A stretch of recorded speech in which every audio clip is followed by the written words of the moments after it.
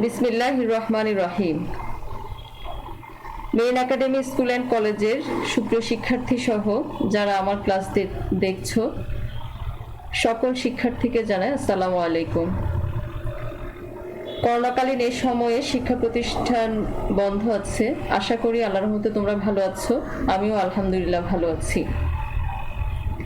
একাদশ শ্রেণীর শিক্ষার্থীদের সাথে আজকে আমার চতুর্থ অনলাইন ক্লাস।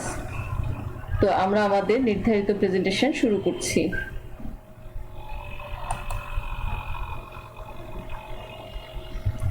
সুপ্রিয় শিক্ষার্থী,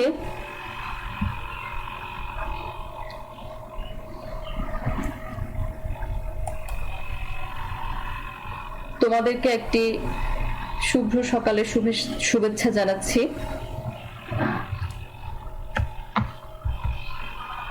ইতোমধ্যে তোমরা আমার সাথে পরিচিত হয়েছো।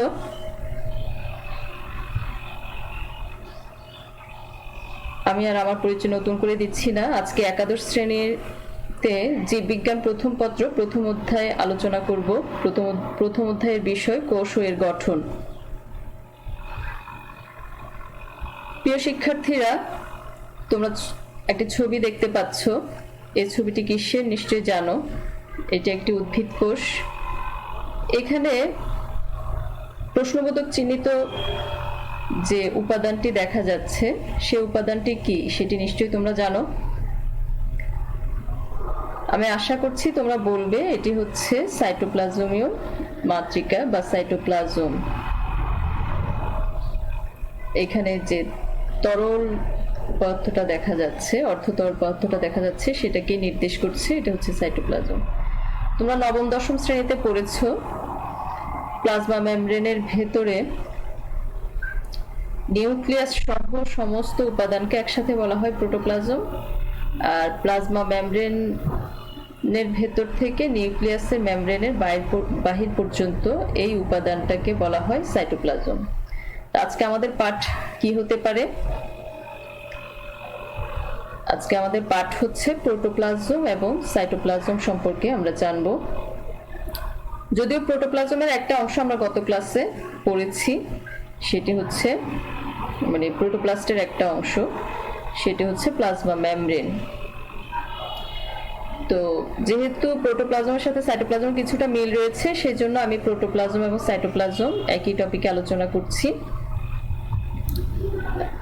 এই ক্লাস থেকে তোমরা প্রোটোপ্লাজমের বৈশিষ্ট্য বলতে পারবে, প্রোটোপ্লাজমের চলন ব্যাখ্যা করতে পারবে, প্রোটোপ্লাজম এবং সাইটোপ্লাজমের কাজ বর্ণনা করতে পারবে, সাইটোপ্লাজমের বিপাকীয় ভূমিকা আলোচনা করতে পারবে। প্রিয় শিক্ষার্থীরা, তোমরা দেখতে পাচ্ছ একটি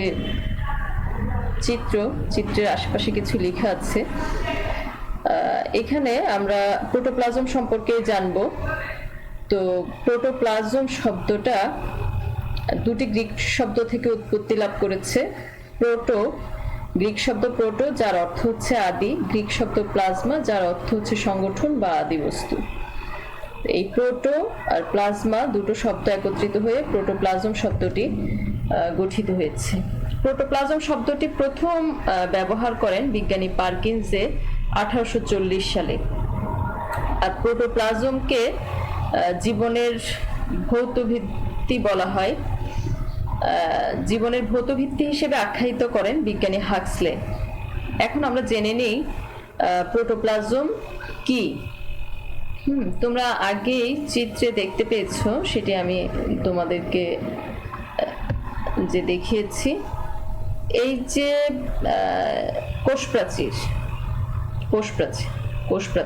কোষপ্রাচীরের ভেতরটা হচ্ছে প্লাজমা মেমব্রেন। এই যে হলুদ যেটা দেখতে পাচ্ছ, তার ভেতরের এই সবুজ অংশ থেকে শুরু করে পুরো ভিতরের সমস্ত উপাদানকে একত্রে বলা হয় প্রোটোপ্লাজম। কি বললাম? প্লাজমা মেমব্রেন দ্বারা আবৃত ভেতরের সমস্ত উপাদানই, কোষের ভেতরের সমস্ত উপাদানই হচ্ছে প্রোটোপ্লাজম। তাহলে প্রোটোপ্লাজম কে আমরা কিভাবে সংজ্ঞায়িত করতে পারি? প্লাজমা মেমব্রেন দ্বারা আবৃত সজীব, অর্ধস্বচ্ছ, জেলির ন্যায় আঠালো,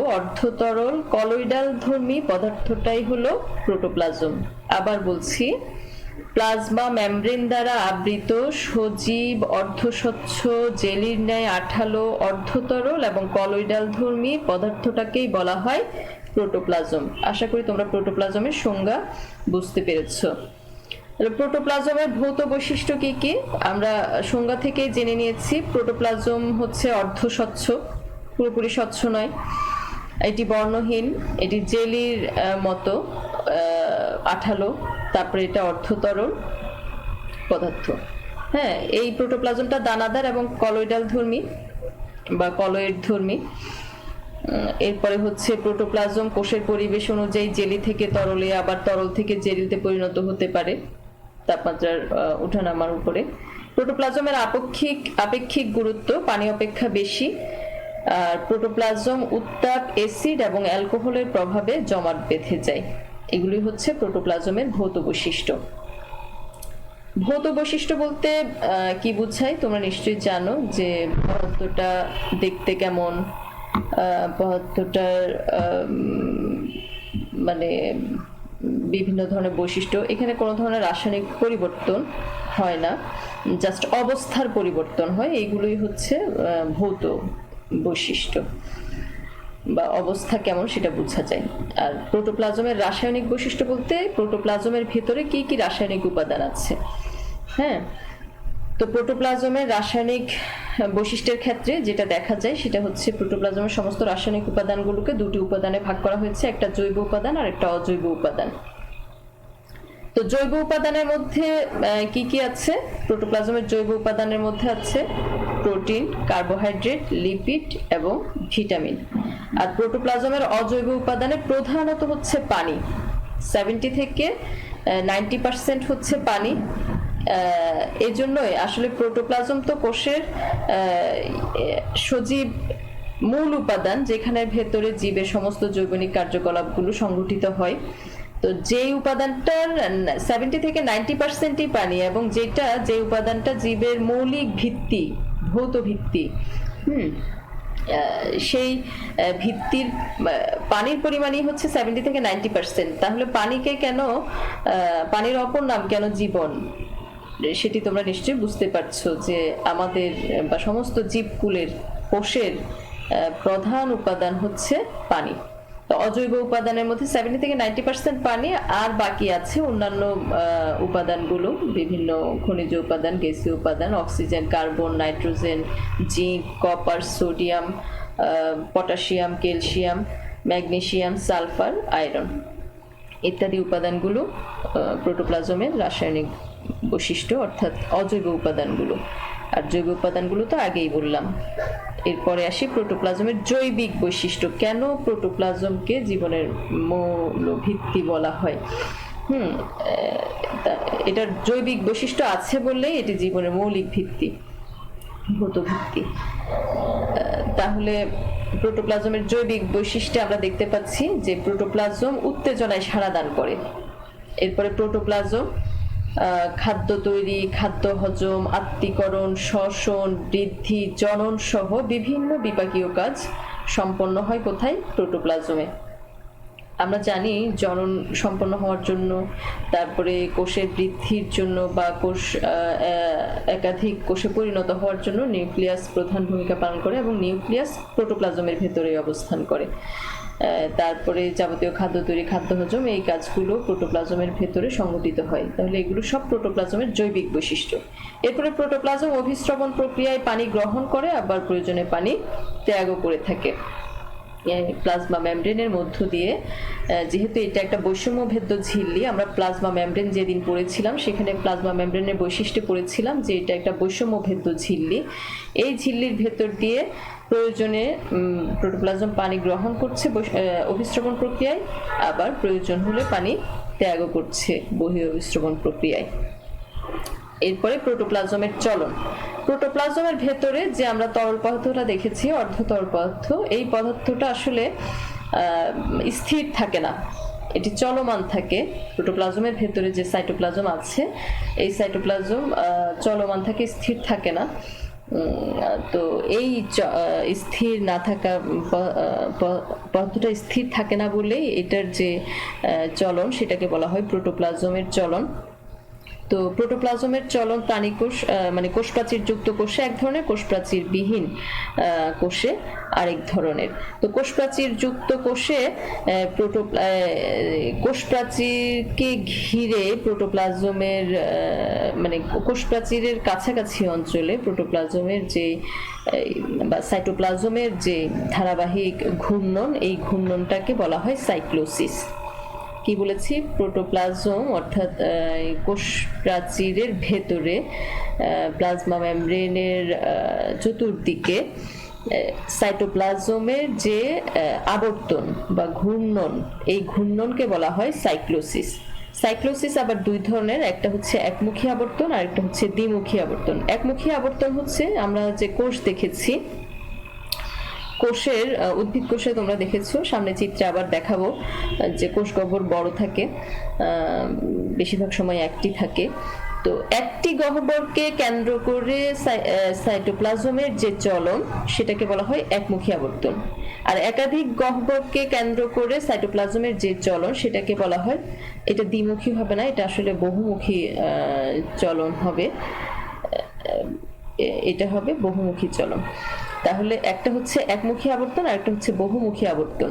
এটা একটু সংশোধন করে নিও তোমরা, একটা একমুখী আবর্তন আর একটা বহুমুখী আবর্তন। যেহেতু এখানে একাধিক গহ্বরকে কেন্দ্র করে আবর্তিত হয়, একমুখী আবর্তন হয়, উদাহরণ হচ্ছে পাতাঝাজি। পাতাঝাজি ছাড়া আরো অন্যান্য উদ্ভিদে হতে পারে একমুখী আবর্তন, বিজ্ঞানীরা পাতাঝাজি উদ্ভিদে দেখেছেন। আর বহুমুখী আবর্তন দেখেছেন ট্রাডেসক্যানশিয়া নামক শৈবালের ফিলামেন্টে। তো এই চলনটা আমরা দেখে নিই এখন।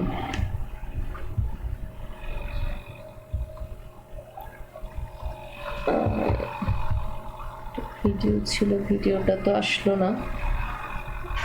আচ্ছা,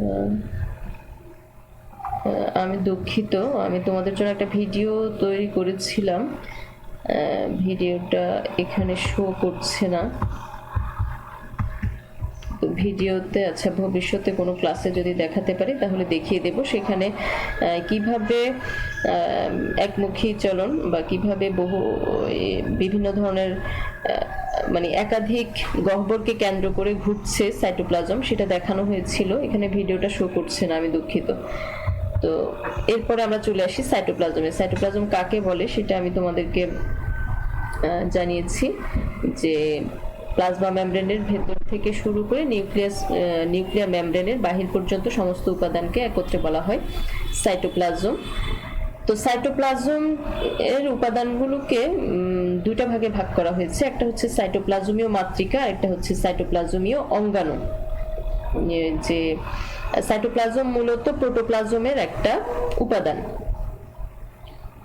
তো এই জন্য সাইটোপ্লাজমের বৈশিষ্ট্যের সাথে প্রোটোপ্লাজমের বৈশিষ্ট্যের অনেক মিল রয়েছে। সাইটোপ্লাজমের মাতৃকাটা মূলত প্রোটোপ্লাজমের যে আমরা পড়েছিলাম অর্ধতরল, জেলির ন্যায় আঠালো, অর্ধস্বচ্ছ, এটাও সাইটোপ্লাজমের মাতৃকার বৈশিষ্ট্যটাও সেরকম। তো সাইটোপ্লাজমের মাতৃকাটা দুই ভাগে বিভক্ত, একটা হচ্ছে অ্যাক্টোপ্লাজম আর একটা হচ্ছে এন্ডোপ্লাজম। হ্যাঁ, প্লাজমা মেমব্রেনের কাছাকাছি বহিস্থ ঘন কম দানাদার অঞ্চলটাকে বলা হয় অ্যাক্টোপ্লাজম, আর কেন্দ্রের দিকে অপেক্ষাকৃত কম ঘন অঞ্চলটাকে বলা হয় এন্ডোপ্লাজম। কেমন? আর সাইটোপ্লাজমীয় অঙ্গাণুগুলো, এখানে যেহেতু স্লাইডে পুরো নামটা উপস্থাপন করতে গেলে অনেক জায়গার প্রয়োজন হচ্ছে, সেজন্য আমি সংক্ষেপে উপস্থাপন করেছি। সাইটোপ্লাজমীয় অঙ্গাণুগুলো আমি চিত্রে আবার তোমাদেরকে দেখিয়ে দেব, বিগত ক্লাসেও দেখেছিলাম।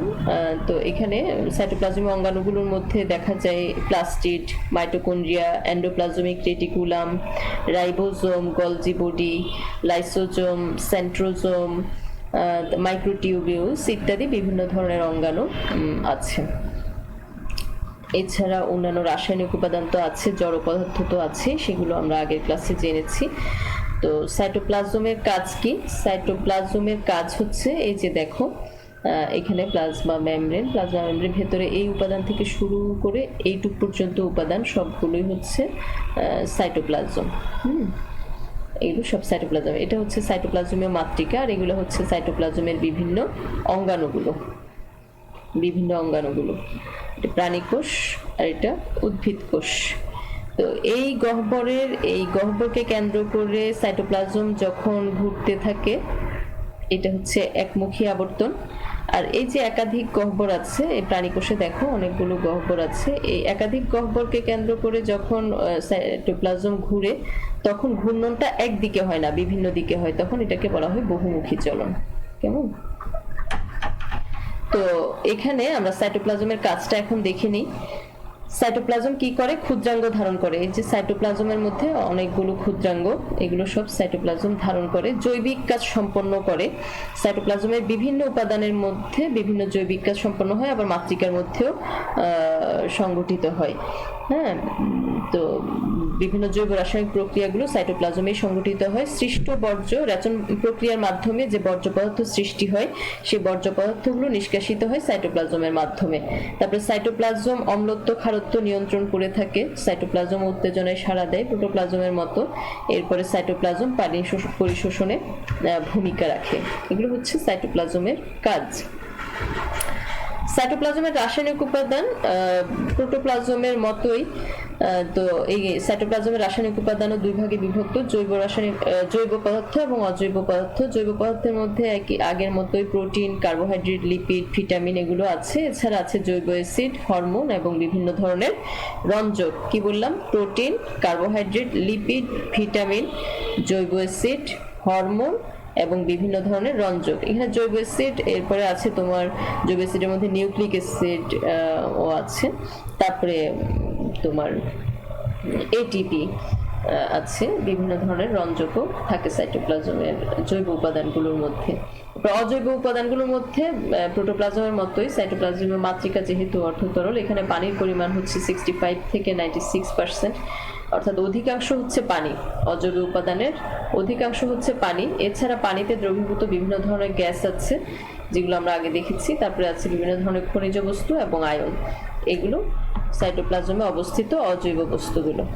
তো সাইটোপ্লাজম বিভিন্ন ধরনের বিপাকীয় কাজ সম্পন্ন করে থাকে। যেহেতু সাইটোপ্লাজমের মধ্যেই কোষের সমস্ত অঙ্গাণুগুলো অবস্থান করে, সেই জন্য কোষের ভিতরে যে বিপাকীয় জীবদেহে যে বিপাকীয় কাজগুলো সংগঠিত হয়, সেগুলোর মূল আধার হচ্ছে মূলত কোষের ভেতরের যে অঙ্গাণুগুলো, সেগুলোতে যে বিপাকীয় কাজ ঘটে থাকে সেগুলো দ্বারা। তো এই জন্য সাইটোপ্লাজম হচ্ছে তোমার সমস্ত বিপাকীয় কাজের নিয়ন্ত্রক বলা যায়। জীবদেহের বিপাকীয় ক্রিয়া অধিকাংশই সাইটোপ্লাজমে ঘটে থাকে, অর্থাৎ অধিকাংশ হচ্ছে সাইটোপ্লাজম নির্ভর। হ্যাঁ, তারপরে বিপাকীয় ক্রিয়া কিছু কিছু ঘটে সাইটোপ্লাজমের মাতৃকায়, আর কিছু ঘটে সাইটোপ্লাজমে অবস্থিত অঙ্গাণুতে।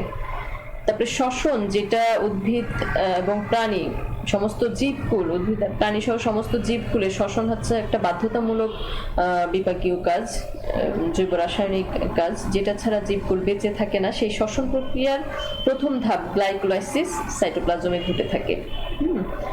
সাইটোপ্লাজমের অঙ্গাণু মাইটোকন্ড্রিয়াতে এর কিছু অংশ ঘটে, আর প্রথম ধাপটা সাইটোপ্লাজমে ঘটে থাকে। সাইটোপ্লাজম বিভিন্ন এনজাইমের আধার। আর আমরা জানি সমস্ত বিপাকীয় কাজগুলো এবং জৈব রাসায়নিক বিক্রিয়াগুলো সংগঠিত হওয়ার জন্য এনজাইম কার্যকরী ভূমিকা পালন করে। এনজাইমের অবশ্যই প্রয়োজন। যেহেতু সাইটোপ্লাজম বিভিন্ন এনজাইম ধারণ করে, সেই জন্য সাইটোপ্লাজম মূলত সমস্ত বিপাকীয় কাজই নিয়ন্ত্রণ করে থাকে। এইখানে তোমরা ভিডিওটা দেখতে পাচ্ছ, আমার ভিডিওটা শেষে চলে এসেছে। যাই হোক, এই যে সাইক্লোসিস তোমাদেরকে বলেছিলাম যে কোষের ভেতরে সাইটোপ্লাজম বা প্রোটোপ্লাজমগুলো স্থির থাকে না, চলমান থাকে। এখানে বিভিন্ন কোষ দেখা যাচ্ছে, কোষ গহ্বর, এক একটা কোষ গহ্বরের কে কেন্দ্র করে সাইটোপ্লাজম চলছে। এই জন্য এটা বহুমুখী চলন। দেখো, একদিকে চলছে না, একদিকে হলে কোষ প্রাচীরের ভেতরে একদিকেই ঘুরতো, কিন্তু এখানে বিভিন্ন দিকে ঘুরছে। এটা এদিকে ঘুরছে, এটা এদিকে ঘুরছে, হ্যাঁ, এটা এদিকে ঘুরছে। এভাবে করে সাইটোপ্লাজম চলছে, কোষের ভিতরে স্থির থাকছে না। এটা হচ্ছে বহুমুখী চলন। তো আমরা সর্বশেষে চলে এসেছি। এখানে তোমরা আগে দেখেছিলে চিহ্নিত ছাড়াই একটা ব্লাড সেল আমরা দেখিয়েছিলাম। তো এখন বিভিন্ন উপাদানগুলো এখানে দেওয়া আছে। আমরা গত ক্লাসে পড়েছিলাম সেল ওয়াল এবং প্লাজমা মেমব্রেন সম্পর্কে, আর আজকে পড়লাম সাইটোপ্লাজম এবং প্রোটোপ্লাজম সম্পর্কে। কোষের ভেতরের সমস্ত উপাদানটাকে, প্লাজমা মেমব্রেনের ভেতরে সমস্ত উপাদানটাকে একসাথে প্রোটোপ্লাজম বলা হচ্ছে, আর প্রোটোপ্লাজমের এই নিউক্লিয়াসের বাইরের উপাদানটাকে বলা হচ্ছে সাইটোপ্লাজম। সাইটোপ্লাজমের বিভিন্ন অঙ্গাণু দেখো, এই যে গলজি অ্যাপারেটাস, ক্লোরোপ্লাস্ট, মাইটোকন্ড্রিয়া, এই অ্যামাইলোপ্লাস্ট, এই দানাদার এগুলো, রাইবোজোম, তারপরে এন্ডোপ্লাজমিক রেটিকুলাম, এরপরে এটা নিউক্লিয়াস, নিউক্লিয়াসের ভেতরে এটা নিউক্লিওলাস। এগুলো হচ্ছে কোষীয় বিভিন্ন উপাদান। তোমাদের জন্য একটা কাজ দিয়ে দিচ্ছি, প্রোটোপ্লাজম এবং সাইটোপ্লাজমের উপাদানগুলোর মধ্যে পার্থক্য করবে। তো আজকের ক্লাস ধৈর্য সহকারে দেখা এবং শোনার জন্য সকলকে ধন্যবাদ। আমরা এখানেই শেষ করছি।